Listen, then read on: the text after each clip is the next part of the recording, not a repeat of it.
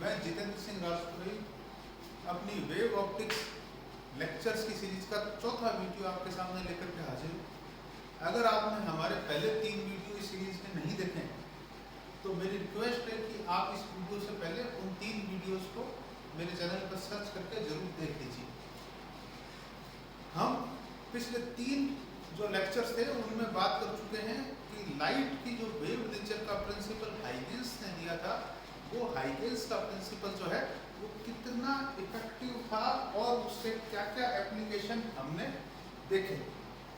आज अपन एक प्रैक्टिकल जो है बात करने वाले हैं प्रिंसिपल की, जो लाइट की वेव नेचर के कारण हमें दिखाई देता है। ये जो इफेक्ट है ये आप लोगों ने अगर 11th के अंदर वेव्स का चैप्टर ध्यान से पढ़ा है तो उसके अंदर साउंड जनरल इफेक्ट आपने पढ़ा है। इसका नाम है डॉपलर्स इफेक्ट, डॉपलर प्रभाव। डॉपलर इफेक्ट को अगर मैं एक उदाहरण से समझाना चाहूँ तो एक बहुत सरल सा उदाहरण मैं आपके सामने ले सकता हूँ कि अगर आप रेलवे स्टेशन पर खड़े होते हैं तो ट्रेन का इंजन जब आपके पास से गुजरता है तो जब तक वो आपकी तरफ आ रहा होता है तो उसकी आवाज़ अलग होती है, उसकी खुद की आवाज़ अलग होती है, उसके हॉर्न की आवाज़ अलग होती है। बट जैसे वो आपको क्रॉस करता है, at the moment it crosses, उसी क्षण उसकी आवाज़ बदल जाती है, उसी क्षण उसकी विसल की आवाज़ भी बदल जाती है। तो ये जो आवाज़ में चेंज आता है इसको डॉपलर्स इफेक्ट इन साउंड कहते हैं। डॉपलर्स इफेक्ट इन साउंड को अगर अपन समझाना चाहें तो परिभाषा से अपन ये कहते हैं कि भाई जो स्रोत था या जो प्रेक्षक था, उन स्रोत या प्रेक्षक के बीच में सापेक्ष गति होने के कारण जो आवृत्ति में परिवर्तन प्रेक्षित होता है उसको डॉपलर प्रभाव कहते हैं। ठीक है, तो ये तो हुआ साउंड के लिए। क्या लाइट के साथ भी ऐसा है? जवाब है अगर लाइट वेव है उसमें भी डॉपलर्स इफेक्ट प्रेक्षित होना ही चाहिए और होता है। तो ये डॉपलर इफेक्ट किस तरीके से होता है, तो मैं ये मानते हुए कि 11th वाला डॉपलर इफेक्ट आपको पढ़ा हुआ है इसको यहाँ पे बता रहा हूँ। अगर आपको नहीं पढ़ा हुआ है तो आप हमारे चैनल पर वेट कीजिए, मैं बहुत जल्द 11th के लेक्चर्स में उसको डालूंगा, तब आप उसको जरूर देखिएगा वीडियो को। फिलहाल हम इसको कंटिन्यूएशन में लेते हैं कि भाई डॉपलर इफेक्ट इन लाइट क्या होता है। तो आज हम बात करेंगे प्रकाश तरंगों में डॉपलर प्रभाव।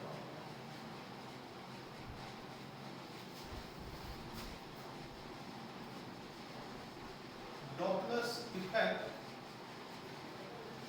In light waves.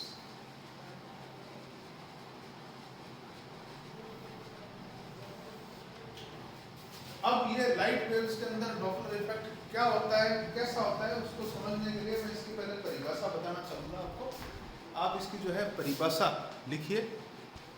इसकी परिभाषा यह है कि जब प्रकाश के स्रोत व प्रेक्षक के बीच सापेक्ष गति होती है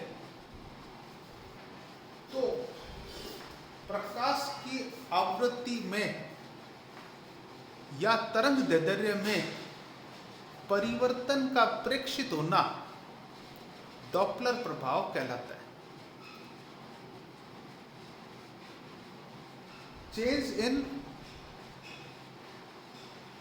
फ्रीक्वेंसी और wavelength of light due to relative motion between source and observer is called Doppler's effect in light। अब अपन बात करते हैं डॉपलर इफेक्ट के बारे में। डॉपलर इफेक्ट का जो मेन हमारे पास में प्रभाव देखने को मिलता है वो मिलता है पृथ्वी और तारों के बीच। तारा स्टार भी जो है वो हमारा सूर्य भी हो सकता है और कोई दूसरा भी हो सकता है। तो मान लीजिए ये हमारी एक बार पृथ्वी,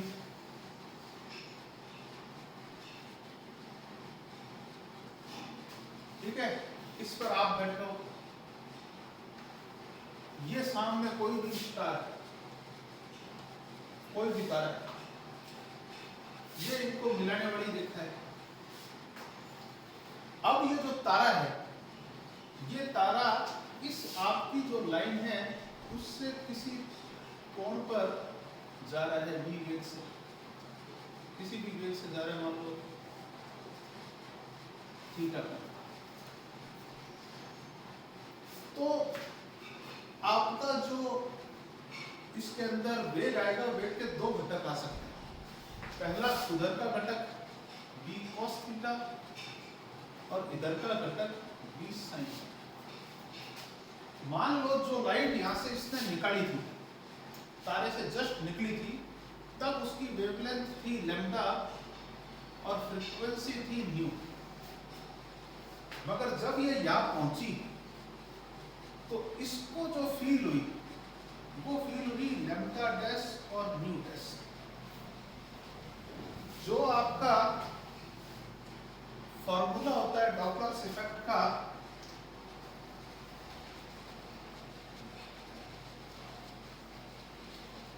वो ये कहता है new dash upon new. New को डैश को कहा जाता है एपरेंट फ्रीक्वेंसी और न्यू को कहा जाता है रियल फ्रीक्वेंसी। हिंदी में बोलूं तो आभासी आवृत्ति।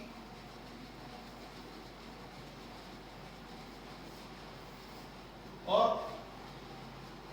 यहां पर जो है वास्तविक आवृत्ति।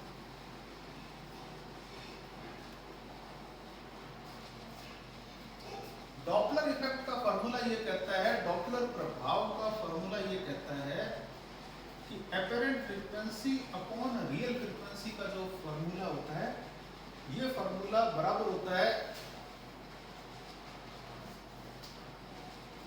v रिलेटिव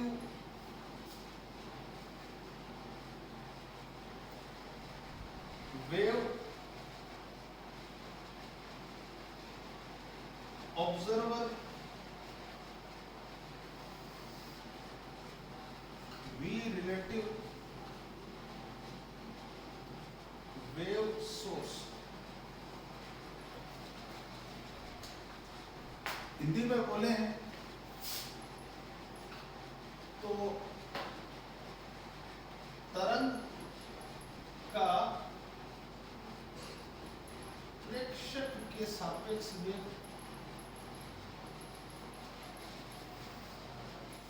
तरंग का स्रोत के सापेक्ष वेग, ये इसका फॉर्मूला। अब इस फॉर्मूले में यहाँ तरंग कौन सी आ रही है, इस केस में यहाँ पे जो तरंग आ रही है, ये तरंग आ रही है प्रकाश, लाइट, जिसका वेग होता है c। हमने एक बार के लिए पृथ्वी को यहाँ पर जहां आप बैठे हो एट अ मोमेंटरी स्थिर मान।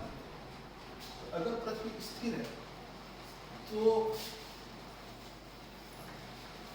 प्रेक्षक आप ही हैं पृथ्वी पे बैठे हुए, तो आप स्थिर हैं, तो आपके कारण सापेक्ष वेग, प्रकाश का वेग वही रहेगा। क्योंकि सापेक्ष वेग क्या होता है, जब दोनों चीजें समान दिशा में होती हैं तब तो घटक के निकल जाता है। मान लो ये v1 ये v2, तो सापेक्ष वेग v1 माइनस v2 से निकल जाता है। और जब दोनों विपरीत दिशाओं में होते हैं तो सापेक्ष वेग जोड़ करके निकल जाता है। ये सापेक्ष वेग का फॉर्मूला है। तो यहाँ पर चूंकि आप तो स्थिर ही हो, जीरो ही हो, तो चाहे आप समान दिशा ले लो चाहे विपरीत दिशा ले लो, स्थिर के लिए तो वो दोनों ही जीरो जीरो होने वाले, तो कोई फर्क नहीं पड़ेगा। तो आपके लिए जो सापेक्ष वेग आने वाला है न्यू डैश अपॉन न्यू, वो आने वाला है c। देन इसके लिए स्टार के लिए सोर्स है, स्रोत वाला बट्टा में ना, स्रोत वाले के लिए इधर तो c और इधर v cos थीटा, दोनों विपरीत दिशाएं। विपरीत दिशा में मैंने अभी बताया कि जोड़ से निकालते हैं, तो it will become c plus v cos theta. मैंने दोनों तरफ -1 कर दिया, तो nu dash -1 c plus v cos theta -1। तो ये बन गया nu dash minus nu, nu is equal to c minus v cos theta upon c plus v cos theta. c से c कट जाएगा। चूंकि प्रकाश का वेग दुनिया में सबसे ज्यादा होता है, तारे का वेग कितना हो जाएगा? 1000 किलोमीटर प्रति सेकंड, इससे ज़्यादा तो होगा 3 लाख किलोमीटर प्रति सेकंड, प्रकाश से ज़्यादा तो होने सर इतना बड़ा है। तो इसका जो वेग होगा ये कम होता है, इसलिए इसको आप नगण्य मान सकते हो। तो आप यहाँ पे साइड में दो बातें लिखने पड़ेगा कि जो c है वो v cos थीटा से बहुत बड़ा होता है, एक बात। दूसरी बात, न्यू डैश माइनस न्यू को हम मानने वाले हैं delta nu, it is the change in frequency जो अपने को बतानी है, असली बात यहीं पर। तो ये डेल्टा न्यू, तो ये डेल्टा न्यू का फॉर्मूला आ जाएगा माइनस का v cos theta upon c। ये formula of Doppler's effect in light. Next, आपको एक फॉर्मूला पता होना चाहिए हमेशा से लाइट के लिए या कोई भी तरंग के लिए, वेवलेंथ और फ्रीक्वेंसी का जो मल्टीप्लिकेशन होता है वो वेलोसिटी के बराबर होता है। तो हम क्या जानते आए हैं, जो c होता है उसका फॉर्मूला न्यू लैम्डा होता है। तो मैं इस फॉर्मूले को nu is equal to c by lambda भी लिख सकता हूँ, बटा में बेस करके। अगर मैं इसका डिफरेंशिएशन करूँ तो डेल्टा न्यू का डिफरेंशिएशन खुद होता है। जब लैम्डा का डिफरेंशिएट करोगे तो वास्तविकता में 1 अपॉन लैम्डा, और 1 अपॉन लैम्डा का डिफरेंशिएशन माइनस का 1 अपॉन लैम्डा स्क्वायर होता है, और साथ में इसका खुद का डेल्टा लैम्डा भी। तो आप इस फॉर्मूले को बट्टा में दोनों तरफ न्यू का भाग और दे लो, ताकि ये डेल्टा न्यू अपॉन न्यू ये चीज बन जाए। तो क्या बनने वाला है इसके आगे, delta nu upon nu is equal to minus का c by nu lambda square delta lambda. c minus का आगे ले लिया और न्यू को साथ में लैम्डा स्क्वायर। जैसा आपको पता है न्यू इनटू लैम्डा c होता है, तो एक न्यू लैम्डा जो है वो c बन के ऊपर नीचे कट जाएगा। तो ये डेल्टा न्यू बट्टा न्यू बराबर माइनस का c dot lambda delta lambda c से c कटेगा, तो delta nu is equal to nu minus का डेल्टा लैम्डा अपॉन लैम्डा। ये मान लो इक्वेशन नंबर 1 थी, ये 2 थी, ये हमारी 3, या आपने यूज की थी इक्वेशन नंबर 2। अब आप इक्वेशन 1 और 3 को देखोगे तो हमारा फाइनल डॉपलर इफेक्ट का फॉर्मूला आने वाला है कि डेल्टा न्यू अपॉन न्यू जो माइनस का डेल्टा लैम्डा अपॉन लैम्डा के बराबर होता है, वो माइनस का v cos theta upon c होता है। It is the final formula of Doppler's effect. ये आप इसका नाम भी अंग्रेजी वाले यही लिख लेंगे, हिंदी वालों के लिए मैं इधर लिख देता हूँ, डॉपलर प्रकाश ये डॉपलर प्रभाव का सूत्र।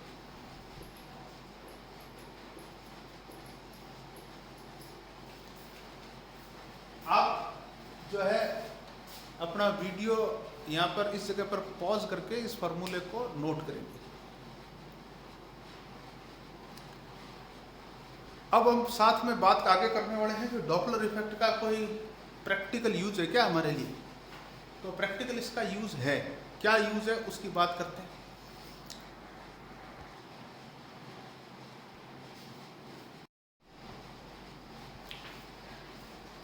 तो हम बात कर रहे थे कि डॉपलर इफेक्ट का प्रैक्टिकल फर्क क्या पड़ता है, कैसे दिखता है। ये देखो डॉपलर इफेक्ट का प्रैक्टिकल फर्क कैसे दिखता है। ये हमारे पास में डॉपलर इफेक्ट का फार्मूला है। मैं इस फार्मूले की दो विशेष स्थितियों पर बात करता हूँ। सबसे पहली स्थिति, केस फर्स्ट, जब आपका थीटा का मान 0 से 90 डिग्री के बीच में, 90 डिग्री एग्जैक्ट नहीं है, इस स्थिति में जब थीटा का मान एक्यूट एंगल होगा तो v cos थीटा उधर मिलेगा, मतलब तारा धीरे धीरे आपसे दूर जा रहा है। इसको अपन कह सकते हैं स्टार के दूर जाने। When star is moving away,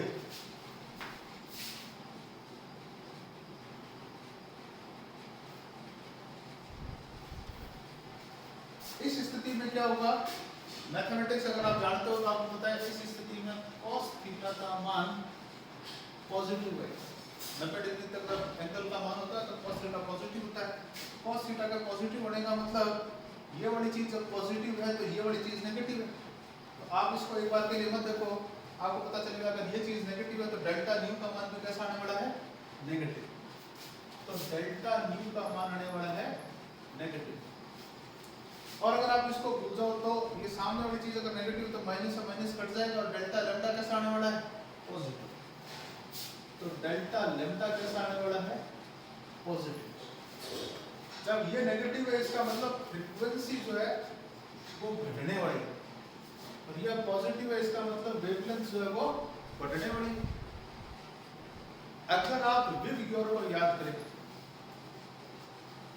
तो उस साइड जाने पे वेवलेंथ तो बढ़ती है और फ्रीक्वेंसी घटती है।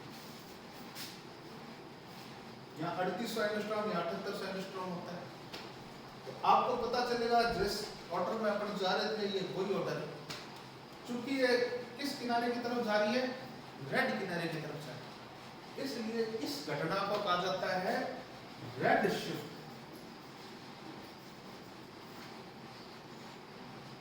लाल विस्थापन। नेक्स्ट केस सेकंड की बात करता हूं। जब थीटा का मान 90 से 180 के बीच में, तब क्या होगा, 90 से 180 होने के को कहेंगे स्टार के पास आने का।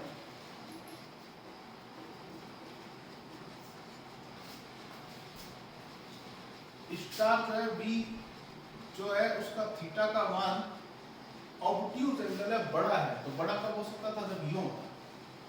तो इस घटना के अंदर जो उसका घटक निकलता है इस साइड निकलता, तो तारा आपके पास आ रहा है। तो तारा अगर आपके पास आ रहा होता तो cos थीटा का मान इस घटना में नेगेटिव निकलता। तो इस सेकंड क्वाड्रेंट के अंदर cos थीटा का मान नेगेटिव होता।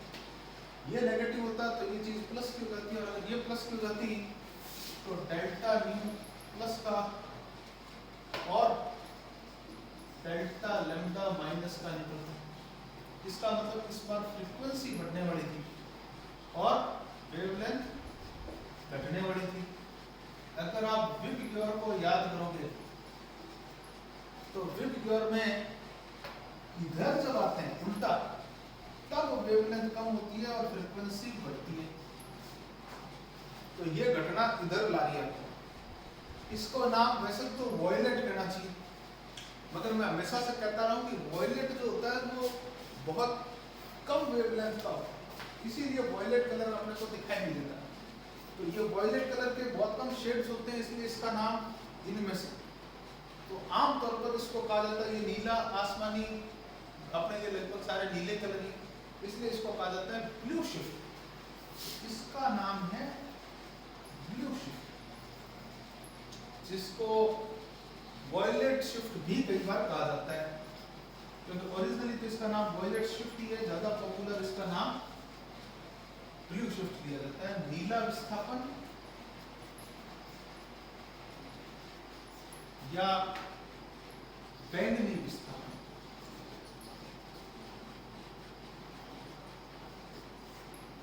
आप अगर एक स्टार को देख रहे हैं तो स्टार से आने वाली वेवलेंथ के आधार पर आप उसका पता लगा सकते हो यहाँ पर बैठे हुए कि वो जो स्टार है वो आपके पास आ रहा है कि दूर जा रहा है। ये डॉपलर इफेक्ट तारों के बारे में।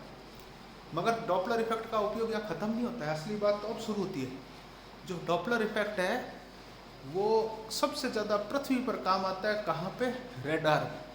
जब कोई आपका स्रोत रेडार है, यहाँ पर जो है रेडार है, जो ऑब्जर्वर है वो एक प्लेन है, तो पहले तो वो लाइट भेजेगी, तब वो स्रोत रेडार थी और वो ऑब्जर्वर था। बट जो लाइट वहाँ से रिफ्लेक्ट होकर के आएगी, जो वेव्स रेडार की गई हुई उस एरोप्लेन से, एयरक्राफ्ट से रिफ्लेक्ट होकर आएगी, उस टाइम पे ये सोर्स बढ़ जाएगा और ये ऑब्जर्वर बन जाएगा। तो उसके लिए ये सेम फार्मूला लगता है।